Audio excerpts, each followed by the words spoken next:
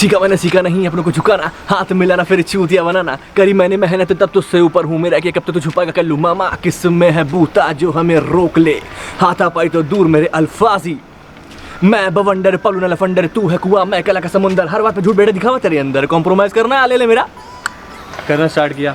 फिर मैंने लगातार फर्स्ट, फिर कानपुर में मैं जीतते ही चला गया। हाँ। सारे कॉम्पिटिशन फर्स्ट आए, लोगों ने जानना भी स्टार्ट किया, कानपुर आइडल रहा मैं।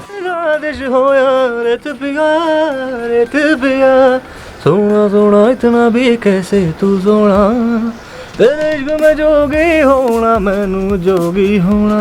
भीड़ तो लगी है कम से कम 2,500-3 हज़ार लोगों की। तो क्या ये सबको लगता है सच में सब सिंगर ही हैं? पागल कर दिया वफा की तूने दी है ये सजा, जो एक बारी आके मेरे को तू मंग दी दे देता मेरी जान, पल तेरे बिन अब रह नहीं पाते, इट्स मी वाइबी। हाय, मैं हूँ यशस्वी वाजपेयी कानपुर शहर से and I M aspiring singer. मैं 10 साल से म्यूज़िक इंडस्ट्री में वर्क कर रहा हूँ। यहाँ से मेरे 10 सॉन्ग्स भी निकल चुके हैं and I am working for more. And music मेरे नशा, मेरा प्यार, सब कुछ मेरा म्यूज़िक ही है and I am working hard for this to go that level जिसमें और बॉलीवुड सिंगर्स वर्क कर रहे हैं। तो जिसका मुझे और आपको था इंतज़ार, वो घड़ी आखिरकार आ ही गई। मिलवाते हैं आपको उसी शख्सियत से। सो यशस्वी, वी स्टार्ट। Awesome man। बढ़िया भाई। It's me भाई। So सबसे पहले तो मैं आपको बता दूं कि मुझे इस शख्सियत को यहाँ पर लाते हुए खुशी इस लिहाज से भी हो रही क्योंकि ये मेरे स्कूल के दिनों का क्लास फेलो है, क्लासमेट है। और कहते नहीं है कि दुनिया गोल होती है, तो गोल के लिहाज से ही मिलान हो गया। बहरहाल ये दूसरे पेशे में और हम दूसरे पेशे में, लेकिन दिल और जान और जहान कमोबेश एक जैसा ही है। क्या सही? बढ़िया, बिल्कुल। तो यार स्कूल के बाद तुम गायब हो गए और संगीत में ऐसी डुबकी मारी कि बिल्कुल रैप स्टार। संगीत में तो स्कूल से ही थे, वहाँ के टीचरों ने ही तो मुझको बताया कि मैं गा भी सकता हूँ। म्यूज़िक क्लास में ही, वहाँ से ही लिटिल एंजल स्कूल से ही अपने आला गाने गए थे हम। अच्छा, तो ये इनका हिडन टैलेंट था जो हम देख नहीं पाए थे। बहरहाल इनकी कहानी बनाते हैं। मेरा भी हिडन था, हमें भी नहीं पता था। अच्छा, हिडन था। हम खेल कूद में ही व्यस्त थे। अच्छा। हमें लग रहा था गा लेते, मैम ने कहा खेलते कूदते रहो। खेल कूद का अपना सीन था, गाने का वो सीन नहीं था। मगर धीमे धीमे जब टीचरों ने इकट्ठा करके यशस्वी से गाना सुनेंगे, यशस्वी से गाना सुनेंगे, तो हमको लगा हम कुछ है। फिर वहीं से हमने सबको गाना सुना के छोटे छोटे कॉम्पिटिशनों में भाग लेना स्टार्ट किया। ये कौन सा सन था जब तुम्हें ऐसा लगा अंदर से कि यार बात है कुछ ना कुछ? 2004। और स्कूल वाला कौन सा साल है? मैं भूल रहा हूँ। यही साल है, 2004। हाँ, 2003 से मतलब म्यूजिक में उन्होंने हमें बताया। और 4 से मुझको लगने लगा कि हाँ मैं कुछ गा सकता हूँ। अच्छा। जब सब भीड़ इकट्ठा होती थी, टीचरें बैठ के छुट्टी में सुनती थी, मजमा लग जाता था कि अभी बस में नहीं जाओगे, पहले गाना सुनाओ। अच्छा, पहले गाना सुनाओ, इतना मतलब डिमांड होती थी इनकी। फिर मैंने छोटे छोटे कॉम्पिटिशनों में पार्ट लेना स्टार्ट किया कि देखता हूँ, चेक करता हूँ क्या कैसा गा पाता हूँ, क्या नहीं गा पाता हूँ। तो पहले ही कॉम्पिटिशन में मुझे 3rd प्राइज़ मिला गाने का। फिर मैंने लुकआउट करना स्टार्ट किया, थोड़ा गानों को सुन के, फिर अपनी तरफ से देख देख के गाने में कि मैं ऐसा गा पाता हूँ कि नहीं गा पाता हूँ, करना स्टार्ट किया। फिर मैंने लगातार फर्स्ट, फिर कानपुर में मैं जीतते ही चला गया। सारे कॉम्पिटिशन फर्स्ट आए, लोगों ने जानना भी स्टार्ट किया। कानपुर आइडल रहा मैं 2008 में। 2008। हाँ, फिर उसके बाद 2004 से लेकर 2008 की ये जर्नी जो रही है, छोटे छोटे छिटपुट कॉम्पिटिशन बिल्कुल से गुजरते हुए सीढ़ी दर सीढ़ी आप चढ़ते गए। बिल्कुल। और उसी बीच में मेरा स्पोर्ट्स भी चल रहा था। अच्छा। तो मेरा 100% फोकस सिंगिंग में नहीं था। सिंगिंग खुद ब खुद हो रही थी। अच्छा। तो एक्सीडेंटल सिंगर बने हैं आप? हाँ, बाकी मेरा वर्क था मेन स्पोर्ट्स चल रहा था उस समय। अच्छा। तो मैं स्पोर्ट्स में भी फर्स्ट जीत रहा था, नेशनल में गया मैं। तो अभी दर्शकों को थोड़ा स्पष्ट कर दीजिए, आपकी आइडेंटिटी, मौजूदा आइडेंटिटी क्या है? सिंगर हूँ। तो मैं सिंगर, क्योंकि अब मैं प्रोफेशनली सिंगर हूँ। अब मैंने सीखा भी 7-8 साल रामपुर से एसवान ग्वालियर घराने में। क्लासिकल संगीत की मैंने ट्रेनिंग ली है। और प्रयाग संगीत समिति से कोर्स भी किया मैंने प्रयाग इसका सिंगिंग। तो 2008 के बाद फिर जब वो थोड़ा सा आपको लग रहा था कि नहीं बात है, उसके बाद क्या हुआ? उसके बाद मैंने फिर कॉम्पिटिशन और आगे के दिए, फिर मैंने रियलिटी शोज़ का पार्ट बना। तो अभी मैं राइजिंग स्टार में भी 2017 या 16 में सिलेक्ट हुआ था, जजेस पैनल के सामने, दिलजीत दोसांझ और शंकर महादेवन के सामने ही। मगर वहाँ से भी कोई कॉल नहीं आई सिलेक्शन के बाद भी। अच्छा। सर्टिफिकेट है मेरे पास। अच्छा। मैं आपको भेजूंगा। और उसके बाद अभी रिसेंट पिछले साल में इंडियन आइडल में भी सिलेक्ट हुआ था। अच्छा। हाँ, उसका भी कुछ नहीं हुआ, पता नहीं क्या होता है ये मुझको पता नहीं। सिलेक्शन मेरा हो गया था वहाँ के लिए, लेकिन मंच पे नहीं पहुँच पाते हैं। मंच पे नहीं, पता नहीं क्या होता है यहाँ पे। बस यही चीज़ें हैं कुछ जो रोक रही हैं। टोटल एक्सपीरियंस कितना हो गया सिंगिंग लाइन में? कम से कम 12 साल का। 12 साल का। तो 12 साल में जिसको मैं कहूँगा कि रियल एक्सपीरियंस है, जिसको मैं कहूँगा हार्डकोर एक्सपीरियंस हाँ, सिंगिंग जिसमें का। एक्सपीरियंस मुझे रहा कि मैंने चीज़ें सीखी, इसीलिए मैं आज खुद अपने गाने बना पाता हूँ। अच्छा, आप खुद टोटल कानपुर जैसे माहौल में रह के हाँ मैं अपने गाने को लिखता हूँ और उसके लिए मुझे यहाँ की टेक्निकल टीम से थोड़ी बहस करनी पड़ती है, क्योंकि जो मुंबई या दिल्ली या चंडीगढ़ में जो लेवल है सीखने समझने का उतना यहाँ पे नहीं है। यहाँ थोड़ा सा चीज़ें पुरानी ही चल रही हैं, तो मुझे क्या है कि थोड़ा समय लग जाता है अपना गाना बनाने में। जो काम मैं वहाँ पे हफ्ते 2 हफ्ते में कर सकता हूँ वो यहाँ पे थोड़ा टेक्निकल समझाने में या उनके माइंड में उस नई चीज़ को डालने में मुझे समय लग जाता है। अच्छा। इसलिए मेरे खुद के गाने थोड़े धीमे धीमे बन पाते हैं। अच्छा, बाकी खुद के मेरे गाने लाइनअप है। अभी तक यशस्वी कितने गाने आए हैं आपके? मेरे गाने कम से कम 10 आ चुके 10 हैं आ यहाँ चुके पे। जो आप नाम डालेंगे यशस्वी वाजपेयी हाँ तो 10 गाने आपको दिखेंगे मेरे, मगर उनमें आपको कुछ ना कुछ कमी दिखेगी। आप कहेंगे कि ये वीडियो थोड़ा ऐसा है, ये ऑडियो की मास्टरिंग मिक्सरिंग ऐसी है, तो वो इस वजह से क्योंकि यहाँ की सोच की वजह से उनका माइंड ज़्यादा ग्रो नहीं करता है, वो सेटिस्फाइड है, इतना मिक्स मास्टर कर दिया गाना इतना ही तो है। वो कंफर्ट जोन में एक तरह से अपने कंफर्ट जोन में उसमें मेरी कमी नहीं है, मेरा गाना बिल्कुल एग्जैक्ट है। अब मेरा गाना मुझसे वैसे भी गवा लेंगे तो आपको पता लग जाएगा कि मेरे गाने में क्या चीज़ है क्या नहीं है। अब मैं अपना गाना जो बना रहा हूँ उसकी मिक्सिंग मास्टरिंग कराने में मुझे यहाँ पे 3 महीना लग जाता है एक गाने की। उनको ये बताना है कि भाई ये कमी है, फिर वो अपने आराम के हिसाब से मुझे समय देते हैं कि भाई मैं आपके काम में लगा हूँ, 1 हफ्ता लग जाएगा मुझे। तो अब मैं इसको ही थोड़ा झेल रहा हूँ चीज़ों को अपने लाइन में आने के लिए कि कब मेरा काम बनेगा और मैं उन चीज़ों को जल्दी कर पाऊंगा। तो यशस्वी भाई एक बात बताओ, आपको लगभग मोटा मोटी हो गए हैं कितने? 12 साल। 12 साल। तो 12 साल में जो लब्बो लुबाब है सिंगिंग इंडस्ट्री का, जो भी आपने देखा समझा, उसमें क्या लगता है कि क्या बदलाव होना चाहिए एज अ एस्पायरिंग सिंगर, उभरते हुए नए संगीतकार के तौर पर? आप असल में इंडस्ट्री को सिर्फ एक जगह नहीं होना चाहिए हाँ कि वहाँ के लोग ही उस पर ऊपर कब्जा करें, या हमें थोड़ा इतना समय इसलिए लग जाए कि हमें ट्रैवल करना है, वहाँ सोचना है।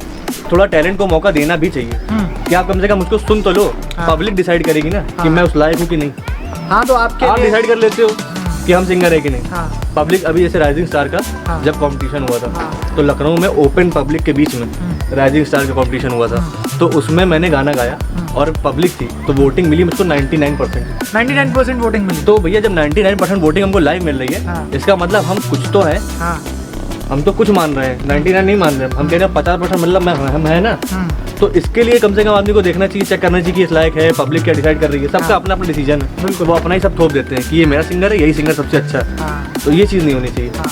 तो देखिए, चूँकि हमारे साथ आज संगीतकार है और वो न केवल शास्त्रीय से लेकर पॉप कल्चर तक, पॉप तक उसका जो कैनवस है उतना लंबा है। बेसिकली तो है सिंगर, मगर हिप हॉप क्या है ना, हिप हॉप मेरे फीलिंग्स को, मेरे वर्ड्स को बीट पे ला के एक्सप्रेस कर पाता है। तो मैं उस चीज़ को भी प्रेफर करता हूँ जब मेरा मूड होता है। वैसे मैं सिंगर हूँ हार्डकोर, और हिप हॉप या रैप जो है ये मेरी फीलिंग्स को मेरे हाथ से निकाल के बीट पे ले आके एक एक्सप्रेस कर देता है, और वो भी चल भी रहा है ट्रेंड में। मतलब और सरल शब्दों में अगर कहें तो ये चलते फिरते यशस्वी को उनके रैप के जरिए बयान कर देता है कि आखिरकार वो हैं क्या। बहरहाल, चूँकि संगीतकार है और संगीत की बात हो रही है, तो फिर अगर गाना ना सुनवाए तो फिर ये शायद बातचीत, हमारी गुफ्तगू अधूरी रहेगी। तो इसी बात पे एक फरमाइश सुनाइए ज़रा।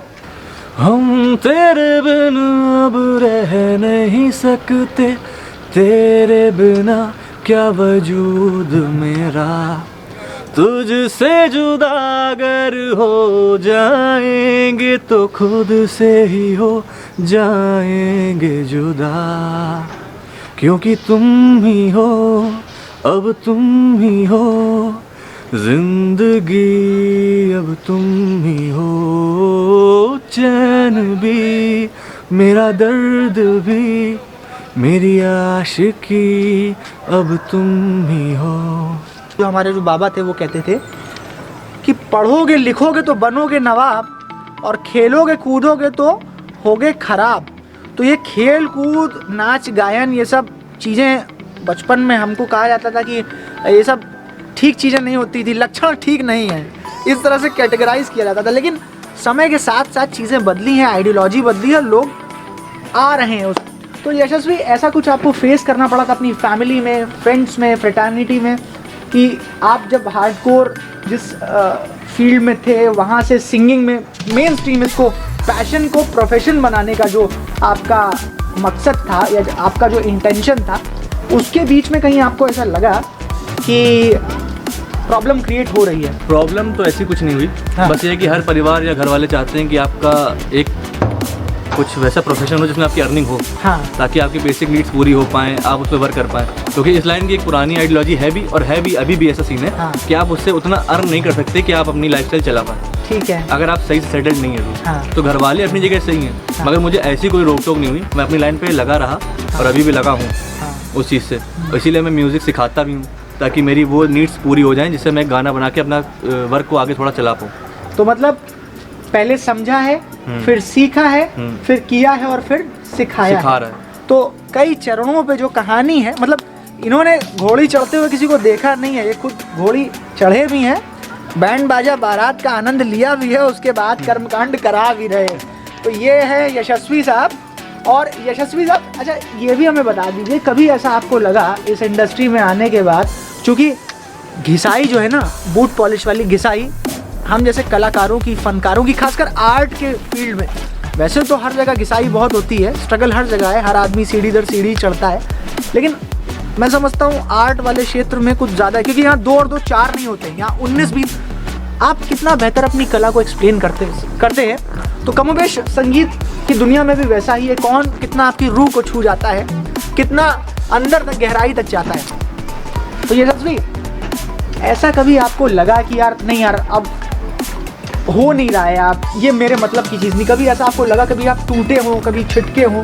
बीच बीच में ऐसा लगता है। कब कब लगता है? छोड़ने का तो नहीं सीन होता है, लेकिन डिमोरलाइज कब होता है? डिमोरलाइज तो हो जाते हैं। जैसे अब रियलिटी शो में सिलेक्ट होने के बाद इतनी खुशी हुई हाँ। कि अब हम वहाँ जजों के सामने जाएंगे, हाँ। तो वो मुझको समझेंगे कि मैं किस लायक हूँ। हाँ। मगर वहाँ पे बुलाना नहीं हुआ, हाँ। तो वो जो इतनी मेहनत करके वहाँ तक का स्टेप है, वो भी मेरे लिए बहुत बड़ी बात है। हाँ। कि सारे ऑडिशंस क्लियर करके मुंबई के लिए सिलेक्ट होना, हाँ। वहाँ पे उस समय लगा थोड़ा सा। हाँ। फिर अभी हमें 2 बार हो चुका है, तो हमें उसकी भी आदत पड़ गई है। तो जितना आदमी हमें रोकने की कोशिश करेगा, उतना धीमे धीमे मेरा बढ़ेगा ही। अच्छा। और मैं इसको इसलिए नहीं रोकूंगा इस चीज़ को, हाँ। क्योंकि ये मैंने किसी और पर्पस के लिए नहीं स्टार्ट किया है कि मैं फेमस हो जाऊँ या मैं ऐसा कुछ हो जाऊँ। ये मेरे अंदर है म्यूज़िक, और ये निकलता रहता, उबाल मारता रहता डेली। तो ये मतलब अपने आप से ही है मेरा नाम। तो पहला रिएक्शन आपका कैसा था और आपकी फैमिली का कैसा था तब, जब आपने पहला इवेंट, जो बड़ा सिंगिंग कंपटीशन आपने क्लियर किया था तब? तो उनको अच्छा ही लगा था, क्योंकि मैं जीत रहा था, और जीतना किसके परिवार वालों को अच्छा नहीं लगता। अब जब कितने भी बच्चे हो, चाहे 400 बच्चे हो, चाहे 600 बच्चे हों, उनके बीच में अगर उनका बच्चा फर्स्ट आ रहा है, हाँ। तो उनको खुशी होगी। हाँ। तो वो रोक भी नहीं सकते, हाँ। मगर वो हमको समझा भी नहीं सकते। अंतर विरोध है यहाँ। बहरहाल बातचीत पर वापस लौटते हैं। हाँ। तो यशस्वी, पहला रिएक्शन आपका कैसा था? आपका पहला बड़ा इवेंट कौन सा था? सबसे बड़ा इवेंट मेरा था कि मनोज तिवारी जी के साथ में मैंने क्लोजअप अंताक्षरी करी थी।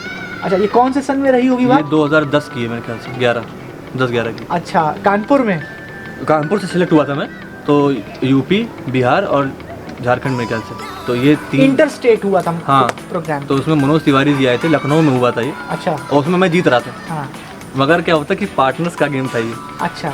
सॉन्ग्स को तुरंत पहचानना, हाँ। आपकी सिंगिंग के भी मार्क्स, आपके तुरंत उसके मार्क्स मिल रहे थे। हाँ। तो उसमें कानपुर सबसे ऊपर चल रहा था। हाँ। तो और ज़्यादा अंतर भी नहीं चल रहा था, 3 नंबर का अंतर चल रहा था बाकी हाँ। स्टेट्स में। हाँ। तो क्या हुआ कि एक हमारी पार्टनर से गलती हुई हाँ। कि वो वाला गाना नहीं पहचान पाई, जबकि वो तो एजेड थी, उनको सब पुराने गाने सुने हुए थे। हाँ। मेरे सपनों की रानी, अच्छा। और उसकी ट्यून एकदम नॉर्मल थी, हम नहीं सुनते थे इतने पुराने गाने। हाँ। तो वो उसको पहचान नहीं पाई, और वहाँ से जो 5 माइनस हुआ, हाँ। उसके बाद वो एंडिंग चल रही थी, वो ऊपर नहीं आ पाया, कवर अप नहीं हो पाया। कवर अप नहीं हो पाया, और उसमें 4 था। मगर फिर मनोज तिवारी जब कानपुर आए थे, जब तो उन्होंने मेरा नाम लिया भी था कि वो मुझे खुद पसंद कर रहे थे, पर्सनली पसंद कर रहे थे वो, कि मेरा सीन अच्छा हो, ये वो, यही सब है। धीमे धीमे मोटिवेट ही हुए थे इन सब चीज़ों से। और जब गिरते हैं, जब ऐसे झटके लगते हैं, तो ओवरकम उससे कैसे करते हैं? खुद को समझाना पड़ता है, हम तो घूमने चले जाते हैं। बाकी नए सिंगर्स को, एस्पायरिंग सिंगर्स को आप क्या कहेंगे, जो छोटी छोटी ऐसे मतलब नेगेटिव खबरें मिलती हैं या ऐसी चीज़ें होती एस्पायरिंग हैं? सिंगर्स तो ये है कि वो अपने आप को खुद समझ जाएंगे कि मैं क्या इस लायक हूँ, क्या मैं अपना समय वेस्ट तो नहीं कर रहा हूँ, मेरे अंदर वो क्वालिटी है कि नहीं। मजबूरी की बात अलग है, मगर आप अगर सबके साथ में हैं और आपको दिख रहा है कि हाँ मेरा दूसरा एक जॉनर है भी मेरे पास जिसमें वर्क कर सकता था इससे अच्छा, और आप जानबूझ के पब्लिक की वजह से उसको छोड़ रहे हैं, तो अपना समय वेस्ट कर रहे हैं। चलिए, तो क्योंकि ये बात बिल्कुल सही कह रहे हैं, क्योंकि हर आदमी को पता होता है वो कितने पानी में है। संगीत की क्योंकि बात, ऑडिशन देने जब हम जा रहे हैं लखनऊ में भी या जैसे किसी भी रियलिटी शो के लिए, तो भीड़ तो लगी है कम से कम 2,500-3 हज़ार लोगों की। तो क्या ये सबको लगता है सच में सब सिंगर ही हैं? अच्छा एक चीज़ बताइए, जब आप ये जिक्र कर रहे हैं, जब आप बड़े मंच पर परफॉर्म करने जाते हैं तो अंदर कैसा फील होता है? चोट लेती है? वो शुरू में तो होता है, शुरू में डर होता है, मगर आपका यही खास फायदा है कि अगर आप धीमे धीमे बार बार स्टेज शोज कर रहे हैं हाँ। तो आप बिल्कुल फ्री माइंड हो जाएंगे। फिर स्टेज आपका है और आपको स्टेज के बाहर से मतलब भी नहीं होता। आपकी परफॉर्मेंस एकदम पूरी एनर्जी से भरी हुई होती है, क्योंकि आपको एक्सपीरियंस है। डर किस बात का? जब किसी चीज़ को आप 4 बार 10 बार 20 बार कर लेंगे फिर कोई डर नहीं। सही बात है, डर के आगे जीत है। और बाकी आपकी मेहनत आपका डर खत्म करती है। आपको अगर कॉन्फिडेंस अपनी मेहनत पे तो फिर आपको डर नहीं रहेगा। बिल्कुल, डर के आगे जीत है। और उसी एक जीत का नुमाइंदा हमारे साथ यशस्वी हैं। चूँकि यशस्वी आज साथ में हैं और ये समय निकाल रहे हैं, तो इसी समय के नाम पर एक और संगीत हम चाहेंगे, छोटा सा पीस आप। जरा सी दिल में दे जगह तू, जरा सा अपना ले बना, जरा सा ख्वाबों में सजा तू, जरा सा यादों में बसा। मैं चाहूँ तुझको मेरी जान बेपना, फिदा हूँ तुझ पे मेरी जान बेपना। वो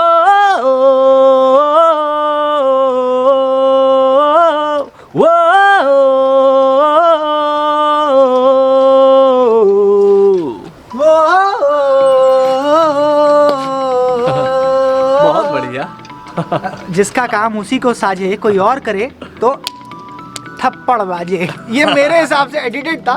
इनकी संगीतकारी इन्हीं तक सीमित रखते हैं। टोटल अभी तक कितने गाने आप लिख चुके हो? मैंने अभी तक 8 गाने लिखे हैं। 8 गाने लिखे हैं, जिसमें से और अभी 4 लाइनअप में हैं और पूरे 4 निकल आपके हैं? हाँ मेरे ही। 4 निकल चुके हैं। हाँ आप YouTube पे भी हैं? हाँ यूट्यूब पे भी किस नाम से, जरा बता दीजिए। यूट्यूब के चैनल का नाम है मेरा YBMUSICK म्यूसिक, YB म्यूसिक, इस नाम से मेरा चैनल है।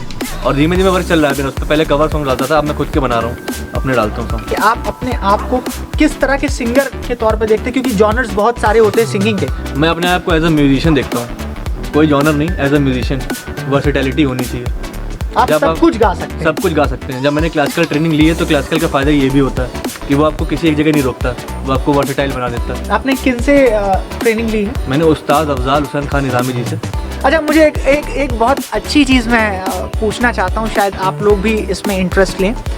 जब भी खासकर संगीतकार या कला की दुनिया के लोग अपने गुरु उस्ताद का नाम लेते हैं तो ये कान पकड़ते हैं। इसके पीछे का क्या लॉजिक है? ये रिस्पेक्ट है, गुरु शिष्य परंपरा से चलती चली आ रही है सालों से। अच्छा, इसमें ये रिस्पेक्ट होती है कि गुरु का नाम अपना लेना पड़ रहा है तो उसके लिए माफ़ी चाहते हैं, नाम नहीं लेते हैं गुरुओं का। It's me YB, मिली है आज रात कितने बरसों के बाद, baby how much I waited for you, होगा सब याद।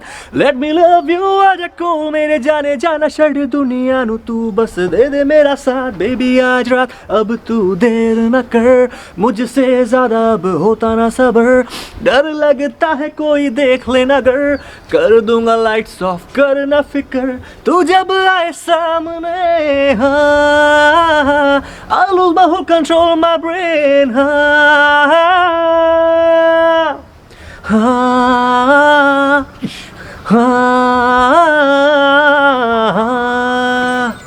It's me YB Music. ऐसा था हमारे यशस्वी भाई का संगीत को लेकर जज्बा और हिसाब किताब। आपको ये वीडियो कैसा लगा और इनकी संगीतकारी कैसी लगी हमें ज़रूर बताइएगा हमारे कमेंट बॉक्स में, प्रतिक्रियाओं में, कमेंट्स में। अगर आपको ये वीडियो पसंद आया तो प्लीज़ इसे लाइक कीजिएगा, शेयर कीजिएगा और ज़्यादा से ज़्यादा मेरा चैनल सब्सक्राइब कीजिएगा। और don't forget to press the bell icon. Bell icon मेरा दबाने के अभिषेक, बिल्कुल मेरा YB म्यूजिक। हाँ, मेरा दबाने के साथ साथ भाई का भी दबाइएगा, इधर से भी और इधर से भी चैनल का बटन। तब तक के लिए बाय रहेगा। दिल का दरिया बह ही गया, इश्क इबादत बन ही गया, खुद को मुझे तू सौंप दे, मेरी ज़रूरत तू बन गया, बात दिल की नजरों ने की, सच कह रहा तेरी कसम तेरे बिन अब न लेंगे एक भी दम, तुझे कितना चाहने लगे हम, तेरे साथ हो जाएंगे खत्म, तुझे कितना चाहने लगे हम। मितवा कहे धड़कने तुझसे क्या, मितवा ये खुद से तो ना तो छुपा। It's me Y B.